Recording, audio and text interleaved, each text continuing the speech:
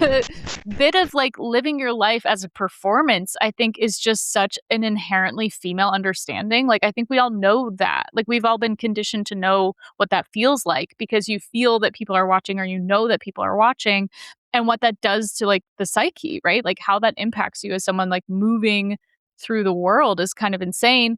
It kind of also makes me think of where we're at with AI right now, right? So we're talking about like oppressive patriarchy being bad for men and women as individuals, as just people, but also talk about like the oppression of tech and how in my opinion, and I think in yours as well, the way that AI and technology and again, wealth discrepancy has grown, even since the last time you and I talked, is that it does feel patriarchal and oppressive and not matriarchal and democratizing, I guess you could say. I also resonate with the idea of being a feminist and being democratic, but also being capitalist and believing in a free market of ideas. But I think doing it in a way that's more fair and more regulated, I'm 100% subscribed to that.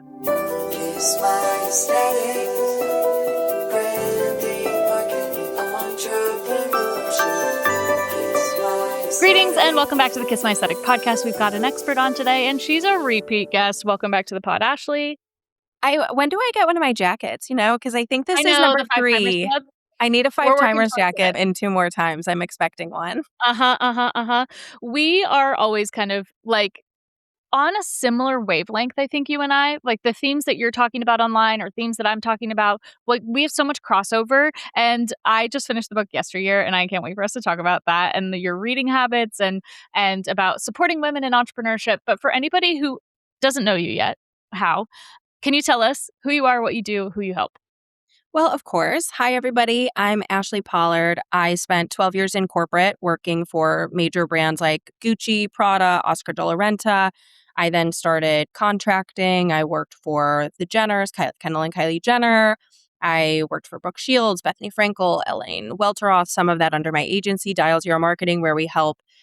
We started with celebrity and influencer brands, but now we're doing small brands across the board for marketing and that type of thing. And then I also run my baby, my passion, my love, the Do-ers, which is a membership for female entrepreneurs and women in general, which is free to join and $97 a month to opt up.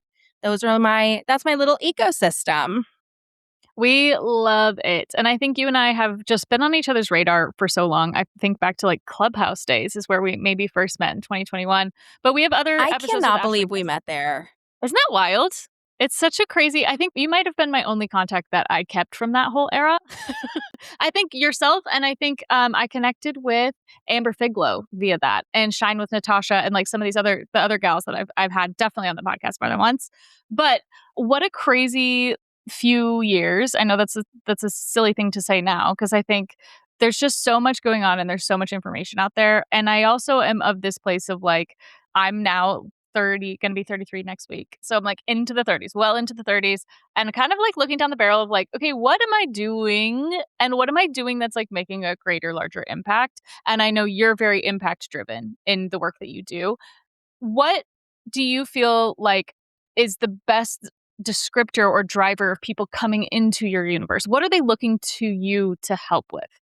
I think that's a great question. And, if you look at the Do-ers, my membership is very much about women standing in their space, standing where they are, using their voice, standing up for themselves. And sometimes that's in a big way where they hold a boundary and they declare what their mission is and they declare what their values are. Sometimes it's in a small way where maybe they raise their rates or maybe they decide to venture into business for the first time on their own, right?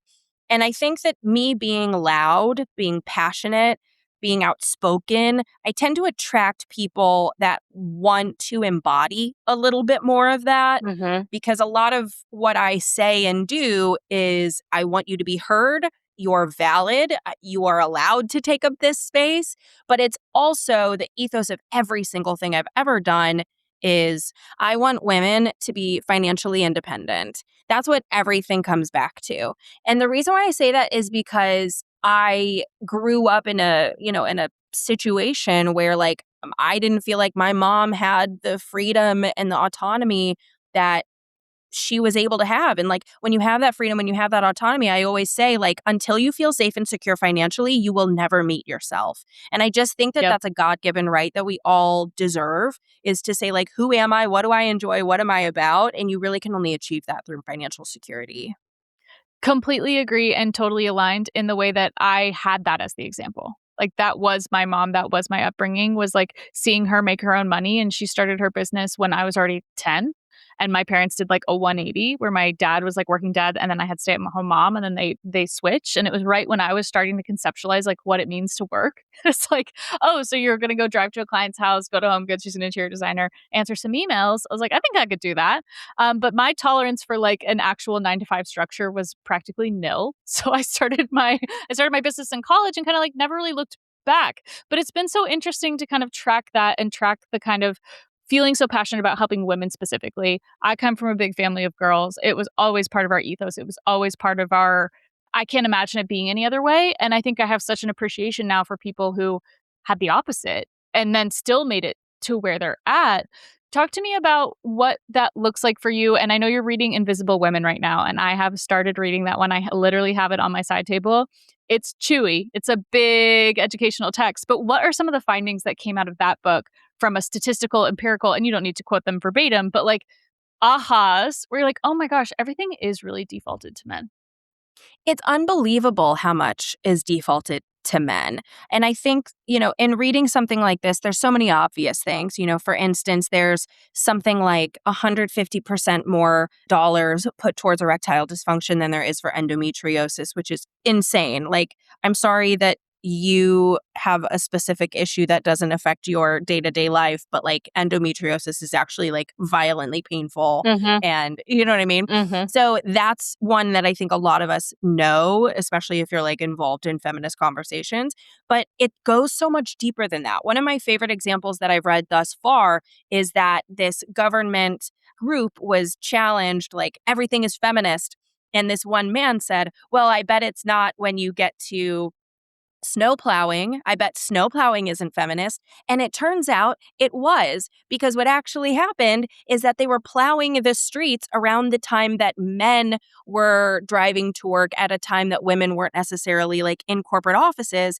And what happened is that they realized that if they plowed the roads at a time before women were on the roads, that women's car accidents depleted. So it's like, even snow plowing has this like feminist underbelly of like catering to a male centric world. Mhm. Things like interior design has been made and manufactured around men's capabilities, with shelves being out of reach. Mhm. Things like the average standard workday is to attribute or to accommodate, is to accommodate the men's hormonal cycle through the day. And it's like Hormonal everything comes cycle. back to like, Mhm. are women even considered? Because the book kind of has this underbelly thesis that if if white men specifically view themselves as the default, Mhm. then women are overlooked. And I think they think, Mhm. I'm making the best decision because this is what we want, thinking all people are similar. And the truth is that there are differences that we have to accommodate and that we have to understand. And so it kind of challenges this notion that there is no default race, gender, etc., and we have to be including everybody.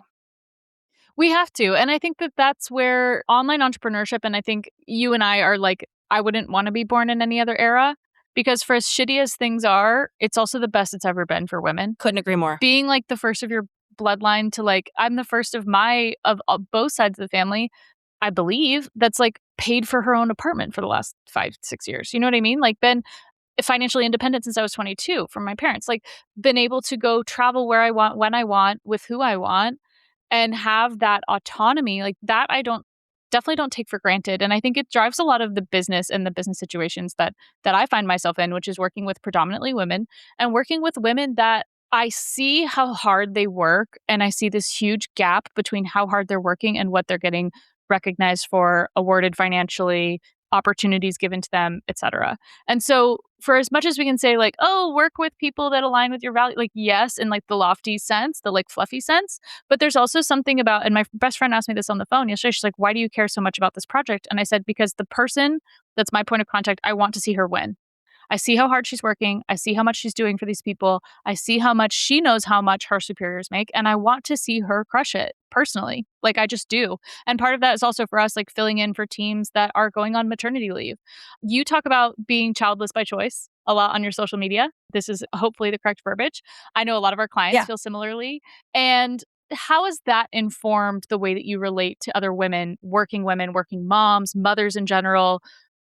Because I think, unfortunately, the kind of like childless cat lady trope, especially from the right, is meant to be derogatory. And I think that we have a real opportunity to kind of own that, to take that back. What do you think? I think it's given me a much deeper sense of a matriarchal community. I look at my sister who has 2 kids, my brother who has 2 kids, but let's use my sister as a specific 3 kids. My brother has 3 kids. Whoops. But let's look at my sister, for instance, right? Her and my relationship. I don't have children, won't have children. My sister has these 2 children who I adore. I love them so, so much. And I have every right to have a baby, right? I could have a child today. That would be my matronly duty to do in the world. And if you have kids, I am not talking down on you at all. However, the one of the biggest reasons that I decided this is not for me is because I'm so in love with her kids. And what I realized is I would love to experience, I guess. I actually really don't, but like experience childbirth. Like I think I'd be a great mom. I think I would Sure. provide a great life to a child. But I know these 2 kids. I've met them, I interact with them, I play with them, right?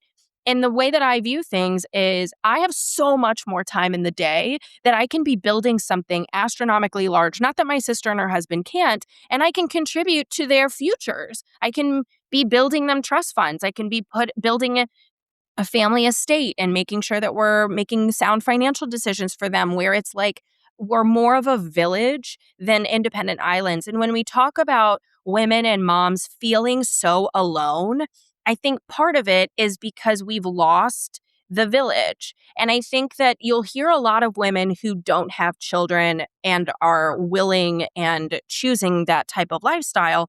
Many of them want nothing to do with kids. But what you will see is that a lot of us love kids and we want to be that support system. We want to be the one saying, I'm bringing over dinner. I'll take them for the weekend, right? We want to be involved and like be a part of that.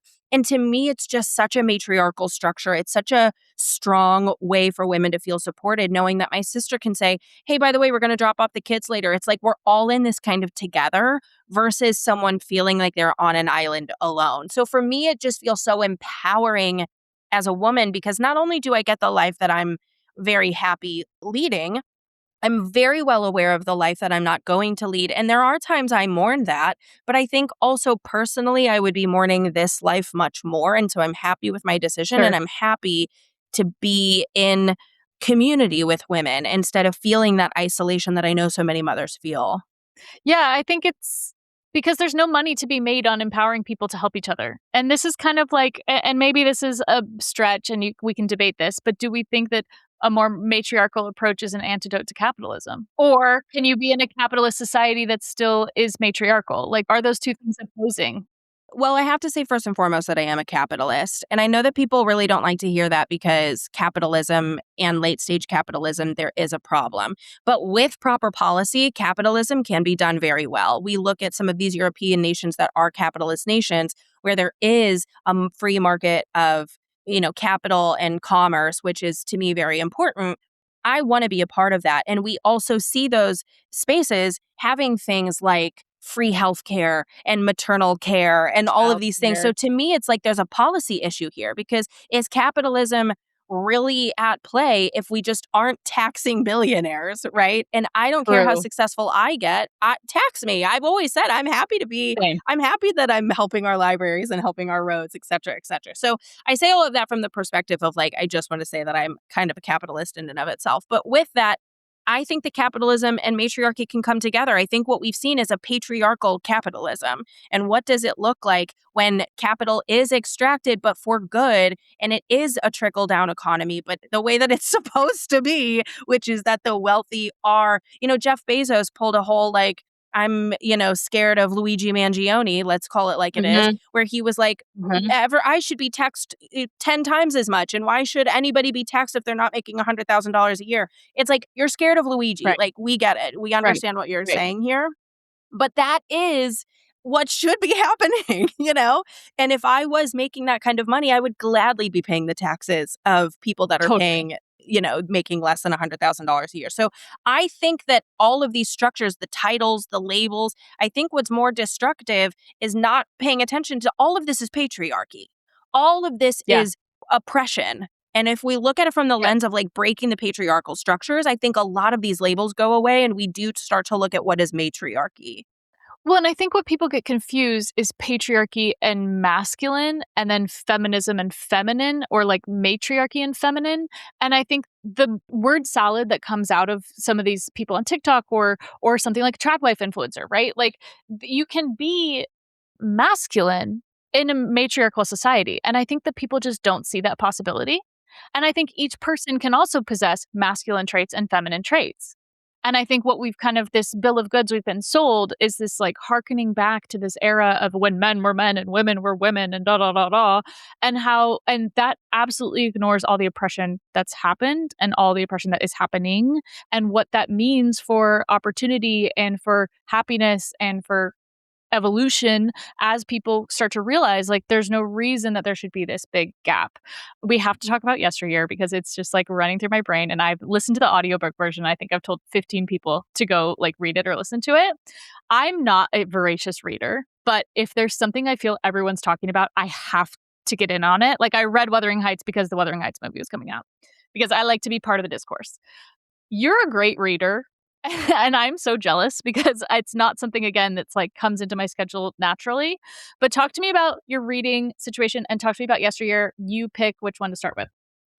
I've always been a reader since I was as early as I can remember. I remember reading chapter books and people being shocked that I was reading chapter books at such a young Sure. age. I was the one who was bullied a lot in middle school, so I'm walking around with my head in a book at all times. Like I was such that caricature and was always reading, have always been reading. Since I started my business, though, I switched away from fiction and was really diving more into nonfiction and self help. A lot of like, how can I improve? How can I grow as a leader? What can I learn from all of these past founders? I was very much embedded in nonfiction for the past 5 years to the point that, like, a lot of people say, like, rest is good for you. Like, I can rest, but in my head, I couldn't read fiction because it wasn't productive enough. Right. And so this year I kind of broke that mold and was like, I want to read one fiction book a month. And now I'm on like 6 books a month, which is crazy. And I will tell you my system because I have a hack. One is that I Please. always have an audiobook going, and the audiobooks that I prefer are nonfiction. I like my memoirs on audiobook. I like maybe self-help books. A really great one is Manifest by, I'm going to mess her name up, so I'm not going to try. But Manifest is a really great one. The Beyond the Wand with Tom Felton is actually really incredible. The guy who played Draco Malfoy. Draco Malfoy, thank you, is incredible on audio. So it's like I always try to have those going. And the reason why I like those on audio is because you can kind of skip some things and you're not missing like plot or dialogue. And I like to do it when I'm like cleaning my house or, running an errand, something like that. So I always have an audiobook going. And then I have two other books, a couch read and a bed read. A bed read is something that I can kind of like chip away at, maybe shorter chapters. And a couch read is Sure. something that on a weekend I might dig away into like for like an hour, 2 hours, right? And so you do that over 2 weeks, you could get through 3 books easily. And then I typically do that twice and I have 6 books a month. So that's typically what I do. But I am a ferocious reader, to your point. I love reading fiction. I love, we can curse here, right? Oh yeah. Yeah, yeah, yeah. I love fucked up, crazy women as the main character. Like, I love it. I love crazy, messy. I'm a feminist, so I support women's rights and wrongs, okay? And I love reading about nuanced women. Uh-huh. So I actually got an advanced copy of Yesteryear in My category of January. books is oh, did you? I was gonna say my favorite category of media in general is like rich people problems. Like I love The White Lotus. I love The Seven Husbands of Evelyn Hugo. Like I love the kind of like Malibu Rising, like that category. Anyway, I digress. Back to you. If you love that, you need to read The Club, the club would be a great book Okay. for you to read. It's very White Noted. Lotus vibes. But yeah, so for me, so I got an advanced copy in January, which was really exciting. I've been following Caro, the writer, for years, ever since she started her TikTok. I religiously listen to Diabolical Lies, her podcast. I'm a Substack paying member. I just very much enjoy her world and her point of view, and her co-host is great. So when I got the arc, I was very excited about that. I flew through it. I loved what they were doing with it, and I loved the resolution of it. I don't want to give any spoilers, but I think the whole thing felt relevant and timely. And I also think that it showcases how patriarchy affects men. It's not just that Mhm. patriarchy was oppressing her, where she had to play this role and step up into this life, but patriarchy was very, very much in play with her husband, which, again, none of this is spoilers, but who was falling into these traps of like, I need to be a masculine man and I need to show up in a certain way. And all of these I things can't are be a school placed on teacher. me. Yeah. Yeah, exactly. And it's like that is such a great undertone of this book, is the idea that like patriarchy is so systemic, so oppressive of women, but it is also very much in play when the wealth have power and men are in a patriarchal society. And so it's like every feminist feels frustrated, I'm sure, not to speak for everybody, but like most feminists feel very frustrated by the pushback against patriarchy because it is worse sometimes for men, and it maybe not worse, but it is bad for men under patriarchy just like it Yeah. is for Yeah. women. Yeah. It's limiting. It's limiting, and it's what I think is done so well in the book is showcasing through an unlikable character all the ways in which women make concessions for being people and being palatable and doing the right thing and being the good mom and being a good wife and being a good, in her instance, like content creator. And to hear the dialogue and also the hypocrisy of and the similarity between deeply religious people, cults, MLMs, social media content consumption, like that all of these have these like nefarious themes to them. And the bit of like living your life as a performance, I think is just such an inherently female understanding. Like I think we all know that. Like we've all been conditioned to know what that feels like because you feel that people are watching or you know that people are watching and what that does to like the psyche, right? Like how that impacts you as someone like moving through the world is kind of insane. It kind of also makes me think of where we're at with AI right now, right? So we're talking about like oppressive patriarchy being bad for men and women as individuals, as just people, but also talk about like the oppression of tech and how in my opinion, and I think in yours as well, the way that AI and technology and again, wealth discrepancy has grown, even since the last time you and I talked, is that it does feel patriarchal and oppressive and not matriarchal and democratizing, I guess you could say. So, talk to me about your recent musings on AI because I think you and I also resonate with the idea of being a feminist and being democratic, but also being capitalist and believing in a free market of ideas. But I think doing it in a way that's more fair and more regulated. I'm 100% subscribed to that. But where have you been either disillusioned or discouraged by AI and AI leadership? And where are you still optimistic and feeling like, yeah, no, I'm still going to use this tool? I feel like all of my feelings about AI is that, listen, I'm a progressive person. I'm an early adopter. I enjoy new ideas and innovative ways to work. And I'm pro AI for that reason. I want to see what it looks like to use AI in different ways for business, for busy moms, for students who are wanting to do more, right? There's so many end cases that AI contributes to society. And I don't really love the narrative that some people use where it's like, we didn't consent to this. And I do agree, but like all progress is kind of like that. So I think that that's just like a pushback against change, right? And I welcome change. I think where I get frustrated and what we don't consent to is the data centers. With Yeah. the water supply being disgusting, that is hurting people's quality of life. That is kind of where I draw the line. That's one. It's also putting those data centers in areas that hurt marginalized communities. I don't see them popping up in wealthy neighborhoods. I don't think Elon Yeah. Musk is putting a data center in his neighborhood that's going to completely ruin Yeah. his water supply. I Right. think for me, it's also a lot of these areas are voting against the data centers and they're still being built. And it's like, what's your choice at that point? Like if you vote against the data center being built and they're still putting it up, what do you do? Go egg it? Like then you're destruction of property and you're arrested. So it's like, how do you fight back against something that is supposed to have democracy embedded in it? And it's still happening. And then there's a second part of it to me that is this plagiarism of it all, because I don't see AI doing a great job. AI is now so expensive that agents are costing more than salaried employees, and the copy is horrific. And yeah, the photos can be great, but you do need a creative team in order to get them there over many, many, many rounds. And so if we look at all of that, why are people losing their jobs when this is supposed to be helping society? And two, I mean, I have like a million points, so now I'm just word vomiting, but like, and then we have the plagiarism of it all, where it's like people like my sister who built a massive, massive high traffic business around van life, hundreds of thousands of visitors, and all of that data is just being mined for free, Yep. where they're not popping up in search results anymore because AI is sweeping them out of the race completely. That hurts somebody's finances. So it's like with the water of it all, with the voting of it all, about the policy, with With the OpenAI foreign changing their policy, business structure. It's like there's so government much. contracts. Yeah. Yeah. Bombing Iran, like, that's where that to me, I was like, "Hold the phone." Like, no, I can't consent to, like, using a tool that I know is just been awarded a contract by the Pentagon. Like, that doesn't feel aligned to me at all. Or the data harvesting that's happening, or just there's just so much to be it's hard because I find myself reaching for the tools less and less. I find myself I I don't was, like, use it at even all anymore. really? It's such a waste of Yeah. time. If I'm going to Yeah. go back and forth with an AI for a subpart email, I might as well fucking write it. Yeah. Exactly. And this is kind of the analogy that I've been describing recently. The AI, the generative AI from, like, a base user standpoint, like a very elementary, I'm gonna open the ChatGPT browser and start writing.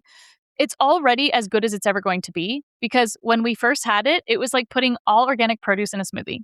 And you're like, "This is a delicious smoothie," because we have all this produce to pick from the whole of the internet, from the whole of actual original creation, real good quality stuff. And, like, yeah, maybe there's, like, a strawberry that's, like, looking a little questionable, like, but on the whole, like, whatever that smoothie was gonna be pretty good. The problem is now we're making smoothies with, like, some fruit, but mostly with other smoothies. So now you're Mhm. making content made out of other content that was made from other content. And just the quality has diminished so greatly. It's actually insane. And so, yeah, I could have this whole ChatGPT channel about a brand client that I'm working on, and it's giving me we're on week 3 of working with this chat, and now it's giving me shittier information is so infuriating because I'm like, screw this. Like you said, like I'd rather just use my own brain and rather find a way to make it work.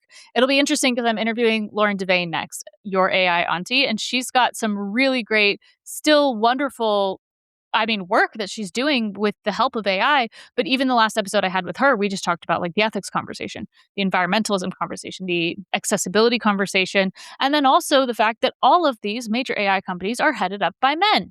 So it goes back to the patriarchy Well, and conversation. then it goes into the women are being left behind conversation, and it's such Yep. bullshit. I'm sorry, but that's like plant 101. That is some propagandist bullshit if I've ever heard anything. Like, I would rather swim in my own vomit than hear one fucking person say that anymore. Mhm. Because the truth is that, like, if we look at any progress, AI or not, right? Women are being left behind, but the way that they can actually be a part of this is with their own wealth. Like, I hate to break it to you, but some messages aren't for you. And if you're a single mom or a busy mom or a student or an entrepreneur who's handling a lot of things, if you're inundated, broke, busy, then you're left behind already. You weren't even invited to the table. The women who are being left behind are the millionaires who aren't getting in on Nvidia stock or building their own AI company to be swept up by Meta one day. You know what I mean? Like, those are the people who are genuinely being left behind because there was a big e-com boom. There's been all of these different, internet booms. There's been all these moments that were spearheaded by men. But the people being left behind are like Melinda fucking Gates or Reese Yep. Witherspoon, these women who Yep. have so much spend available Yep. that they're able to participate in this type of movement. And people don't get that. And they're participating in it by buying into it. Do you know what I mean? Yeah. And here's the thing is that, Yep. like, I'm weirdly very optimistic about this because I'm always someone who sees 20 years in advance. What happens through this? And I heard a quote recently that Mhm. I will never forget. It's one of the most poignant quotes I've heard about AI. And this is one of the things that gives me hope and solace and is also the reason that I'm loud. He said, when airplanes were invented, there was a time that it was the most exciting thing to be a part of, Of right? course. And if you look at air travel now, it is so unbelievably safe. It is safer to be in a plane than in a car. But do you Yep. know the most unsafe day to be in a plane was the first day?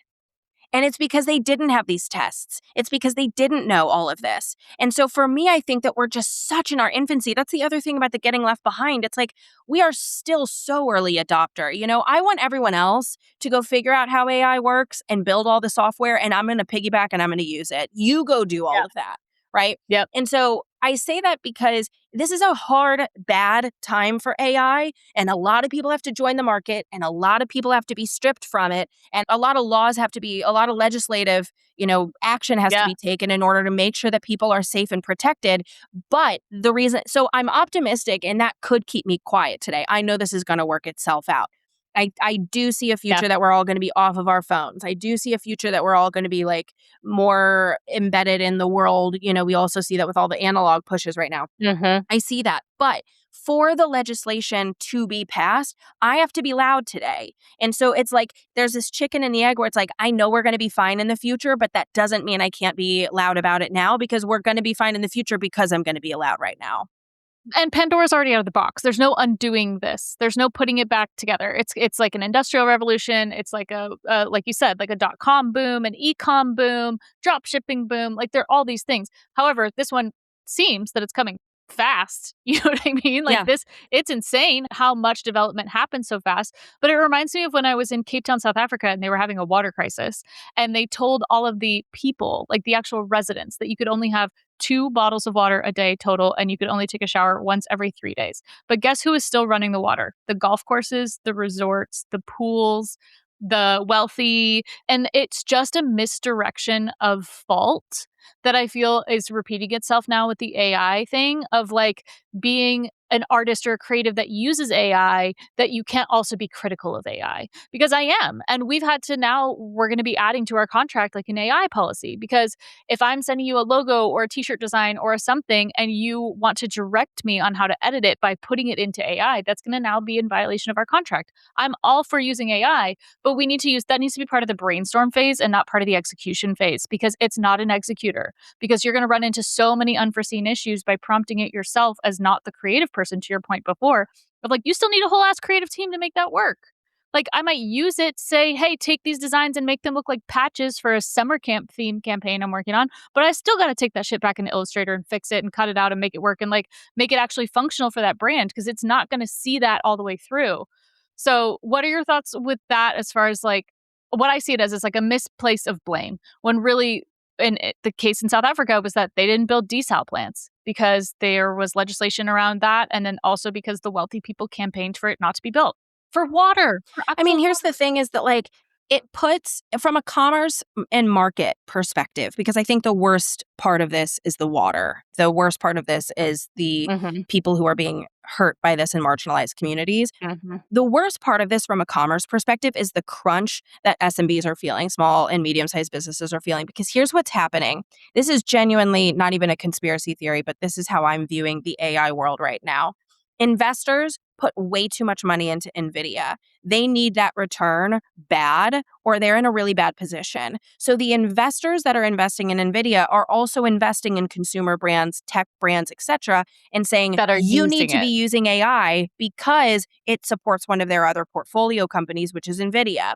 So now these consumer brands, these tech brands I work with them. They're feeling the crunch that they are required to use AI. So then they have to be using AI because they could lose their money, they could lose their funding, they could go out of business literally. These are people who may not want to use AI, who may not believe in AI, who may not have the ability to use it properly. And they're either hiring agencies and saying you have to use AI because we have to show that we're using it. And then these agencies are being put in a position where they have to use it. And then from there, a product brand puts out an AI photo shoot on their social, and all the comments are, we don't want you using AI. We don't want you using AI. So there's this crunch from the top and the bottom where the investors are saying, we cannot financially have this flop. And so you have to be using it. And the consumers are saying, this is going to flop because we're not going to support you I'm not anymore. interested. So it puts these small businesses in a really bad position because what is a company supposed to do if they're being asked to use AI and that contract feeds families? Now what? So it's like, it's just like any sort of ethical conversation. It's like, it's not black or white, like I know people who have to use AI or they will lose their business. They will lose it. And Yeah. so I have nothing Yeah. but empathy and sympathy for that. I get that position. And I'm going to be critical of it so that we can all have a better understanding and feel supported because maybe one, those investors will ease up a little bit. And two, maybe more consumers will be empowered to push back so that everybody kind of sees this is something that we need to be contributing to. And I don't mean to say that like we shouldn't be progressing forward. I mean that like if this is a democracy, we get to shape what it looks like. And I think that that comes down to each individual business owner and finding where that aligns for them and where it doesn't. For me, using AI, specifically generative AI tools, although I don't agree with how they're run or who's run, like the legislative, all these the complicated ethics questions, it helps me green light my clients' ideas faster. It helps them go to market faster. And my clients are the ones that I think are good people with good hearts, with good products and services that deserve to have a fighting chance against a monopoly. I believe that. So if I can help show them a render of this is what your pop-up shop could look like, here's what your packaging could be, and I can show them the possibility that I can already see for them, but I can show them to help them just speed run this thing to get a fighting chance, like that's outweighing for me in this moment how I feel about the companies thus far. Like, could we get to that same result by spending 18 hours in Photoshop? Maybe. But like, could I prompt something within 10 minutes and get that client their deliverables and be able to get them off the ground? Like, yeah. So it comes to that kind of like, for me, cost benefit analysis of like, what are we using it for? When does it come into play? And how do I use it as an entrepreneur in a way that's aligned with my vision and goals? And a lot of how I've been using AI is taking call recordings and transcripts and saying, what could I have done better? How could I have driven this conversation? Sure. Using it as more of a giving it the source material and getting the actual like again impartial in quotes because it's going to cater to what I want, but you can prompt it otherwise. Is like, how can I be a more evolved entrepreneur so that I can then help the other people that are in my sphere? And so it'll be interesting because I think that's what I'm excited to talk to Lauren about is like, what does this look like and what are the things in each business that are what are those values you're not willing to waver on? What are those aspects that you're not willing to waver on? Like where how much AI is embedded in your work or not? Well, and also coming back to like at my core, I'm a feminist, right? I'm not Mhm. an environmentalist. I'm not an economist. I'm not anything. The number one label that I will always refer back to is like everything comes back to being a feminist. I'm a feminist above every single other thing in my entire life. And I say that because if a woman is listening to this offended that they can't use AI to run their business because it's helping them grow, then I actually want you to be doing it. Do you Mhm. know what I mean? Mhm. This does not apply to you then. I will Mhm. always say that above all. There's a flip side of this, though, that intersectional feminism has to be considered. Yep. And it's like there are Black women, there are marginalized women that don't have proper running water for their families. And if I'm someone who is safe and secure financially, I just personally feel like I have an ethical responsibility when you have power, do something with it. And do I have a lot of Yeah. power? No, but I'm safe. And so if I'm safe, can I do Yeah. something for the people that maybe don't have a platform, that maybe and I Right. don't even have that much of a platform, right? But it's like, I'm not going, respectfully, I'm not going to be looking out for like my fellow peer business owners. I'm going to be looking out for the people who are working 3 jobs and they don't have drinking water. You know what I mean? And I don't think you have to choose. I'm making that very like binary. I don't think that that's the case per se. But in my opinion, in my life with my choices, I am going to be the person who is saying something is wrong here. And on top of the fact that the underlying thing of all of this is AI gets rid of everybody's jobs. Who has the money to buy your stupid ass Tesla? No one has money anymore. Now what? Exactly. So Exactly. I don't know. Exactly. Well, I think we've also pinpointed another thing that is the difference between a more matriarchal approach to success and a more what I perceive to be a more patriarchal version of success. And again, I don't want to put these like masculine, feminine, men, women, but it's the idea that I have enough, therefore I can help the person that's coming up the ranks behind me versus I have enough, I want more because that person has more than me. Right. And that I think is a very clear difference. And like, that's a very like ethics, morals, upbringing kind of Yes. conversation. And that I believe in the same way that you do of like looking 20 years in the future, I think that our idea of how to run businesses and support people will prevail because I think we've been in this other area for too I long. think it's inevitable. I think it's inevitable. I think there's just not really a reality in which we can continue to do this whole, well, I've got mine, but I want what that guy has and I want what they have and I don't care who, well, I had to work hard to get here. No, you had the privilege of being lucky enough to be born in a situation where you could take advantage of those opportunities. Not to negate anyone's hard work, but the difference between being born in the US and being born in Gaza is luck. Luck, Yeah. pure luck, pure luck. Mhm. So let's Gamble. let's also call that what it is. And I think where you and I have so much similarity is like I'm happy to stick my neck out because it is not a risk for me to do so. Exactly. That's my I'm thing. not going to lose my house. I'm not going to lose my job. I'm not going to be disowned from my family. Hold I'm on, not though. going to be We will lose our ostracized. jobs. We will, Yeah, though. You've yeah, experienced it. I experience yeah. it. Like, That's people true. don't want to work with us. People don't want to do things with True. us. I had an opportunity to do something with a brand that was very AI focused, and I said no. And it was a shit ton of money. The good news is I Yep. have money. Like, I'm Yeah. fine. You know what I mean? So it's Yeah. like I can say no to the money. And if I have the privilege to do so, then I'm going to do it. You know what I mean? Yeah. And Yeah.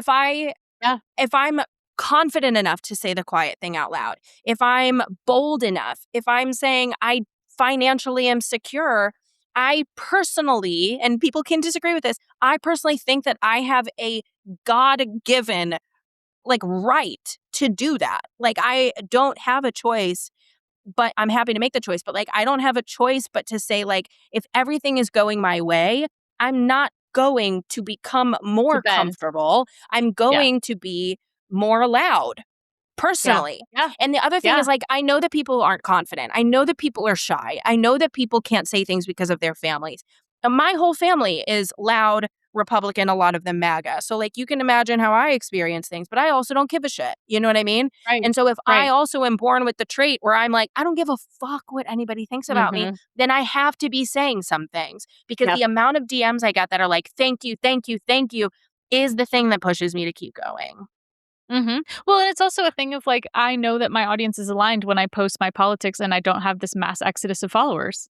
Like, I Exactly. don't have no one's leaving because it's been No. there since day 1. It's been there. It's always been there. Like, it's always been front and center. It's always been values aligned. It's always been that way, and I can have empathy and sympathy for the person that doesn't have that level of comfort with it and Well, who there's a isn't as person in the outspoken. Doers who has, almost, okay, well, I'm not gonna say, but, like, a massive Yeah, following, right? sure. And was so scared to ever talk about her politics, which I could not understand more, of course, right? Yeah, Very divisive, very challenging, but wanted to, felt called yeah, to, and yeah. started sharing little things and eventually was invited to some really high level DNC types of events. Cool. And the backlash was astronomical for her. And as someone who was sensitive, as someone who is a people pleaser, you might say, as someone who is very much like an empath and, doesn't want anybody to be upset with her, which I can understand all of that. She lost so many Mhm. followers and had such terrible DMs. And I kept telling her, like, stay the path though, because you Those will be weren't your people glad anyway. they weren't your people Yeah. anyway. But on top of that, like, you don't owe them anything. You owe No. yourself this. Like, you are not abandoning them, you're abandoning yourself. And it's different if you have no calling to do that. She felt called to talk Right, about it. So then right. talk about it and know that it is not because you're in service to this audience that has followed you for free, by the way. You are indebted to, am I living up to my standard for myself? And Right, that's it. And if people don't right. understand that, they can misunderstand that. And I'm sorry that those people feel offended. And I'm proud that she said, I'm going to do what I know I need to do because I answered to me. You know what I Yeah. mean? Yeah. I think it's we're just in such an interesting, like, time capsule spot because I remember, like, the Instagram advice of 2015 was like, "Be your authentic self. Tell people what your coffee order is." And it's just so funny to think, like, how far we've come. And for me, I'm grateful for it. I would rather have these more complex, cerebral, academic conversations, ethical conversations, moral conversations, like, about where we're all going because there was kind of that perceived, like, flippantness of media of entrepreneurship, of business ownership, that I think now, again, as much as it's painful and it's difficult and it's chewy, I'm grateful for where we're at because I think it's shining light on a lot of areas that were kept in the dark. And I think that that's necessary. I agree. Oh my goodness. I agree. And I think that, if anybody's astrological, we have been in a patriarchal age for hundreds of years. And we are now shifting into the age of Aquarius, which is a matriarchal world. And so I think we're going to see a lot of patriarchal societies kind of burning. And the other thing that I feel like kind of gets me through, which is dark. So some people may really Get hate it? this take if it is hard for you to think about like death. But I'm like, nothing changes in our lifetime. You know what I mean? Like, nothing major from a feminist perspective. No. We don't see equal rights in this No. life, Nope. and maybe not even in the generation after us. But we can lay the bricks to go a little further. And so where I come from is I'm like, I'm not here to solve anything, but I'm here to keep the volume up. You know what I mean? And if other people are dimming down because they're getting older and they've led the way, then like I'll take over. I'll hold the sign. You know what I mean? I'll walk next to you. So I kind of view it as like I'm not here to fix anything. I'm here to join the crowd and keep the Yep. march Progress. moving forward. Agree. Agree. Oh my gosh, what a beautiful place to leave it. We didn't really even get to talk about doers, so can you please plug doers again for anybody that doesn't know? Oh my gosh, everybody join the Doers. It's completely free. It's a group of, I think we have like a couple hundred people in the Doers now. A lot of women are in entrepreneurship. Some are in corporate, some don't work. The free version has a monthly book club. In June, we're reading Good People, which I'm very excited about. It's about an Afghan family. Something happens and it becomes like gossip around the town, and you end the book not really knowing what's going on. I think. I don't know. I've never read it. But really excited about our book club. It's really fun. You can also follow our literary club Instagram if you'd like. We do monthly calls for free. We have different channels where you can ask for advice and you can have access the job board. It's really cool. Or you can pay $97 a month to get one-on-one mentorship with me. And you unlock 200 plus resources of like completely done for you, non-AI copy, content calendar, you name it. It's a really, really, really great place to just make sure a lot of your business is done for you for $97 a month, which is a really great place to start. And Ashley's over in our heartbeat group as well. So we have a little Yes. trade-off going on over there. So you'll see us in all of these places. Feel free to tag us, ask your questions, send us a DM. If you love this episode, guys, please send it to a friend, save it, leave a comment. We'd love to see it. Thank you so much for listening, and thank you so much for your time, Ashley. This was Happy juicy. to be here. We'll do it again. I need that 5-timer jacket. I know. We got to keep going. We got to keep going with it. Thanks so much, everyone. Have a great time, and we'll catch you next time. Bye.